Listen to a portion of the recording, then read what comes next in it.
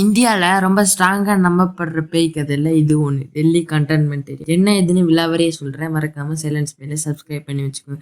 எப்படியோ லைக் பண்ணி வச்சுக்கோங்க. அது மட்டும் இல்லாம அடுத்து என்ன வீடியோ போடுறேன்னு கமெண்ட்ல சொல்லுங்க.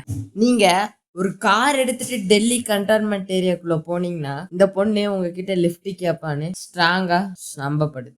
ப்ராப்பரா மேரேஜுக்கு ரெடியான மாதிரி வெள்ளை கலர் சேலையில டெக்கரேட் பண்ணி ரொம்ப அழகாவும் இருந்தா நிறைய பசங்க நிறுத்துவாங்களே. அதான் அந்த பொண்ணுக்கும் தேவை.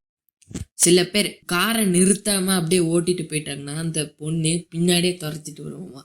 அது எந்த ஸ்பீட்ல துரத்திட்டு வரணுமா. ஆனா நீங்க ஒரு கார்ல 60 70 இந்த மாதிரி ஸ்பீட்ல போயிட்டு இருந்தீங்கன்னா அதுக்கு ஈக்குவலா அது துரத்திட்டு வருமா. அது உங்களை தாண்டி போயிடுச்சுன்னா அது எதுவும் சப்போஸ் அது கார்ல ஏறிடுச்சுன்னு அது உங்ககிட்ட மேரேஜ் ஆயிடுச்சு, அவங்க கேர்ள் ஃப்ரெண்ட் இருக்கான்னு கடைசியில அது என்ன கேட்கும்னா கேர்ள் ஃப்ரெண்ட் செத்துட்டாங்கன்னா நீங்க என்ன பண்ணுவீங்க. சப்போஸ் நீங்க வேற கல்யாணம் பண்ணிப்பேன்னா உங்களுக்கு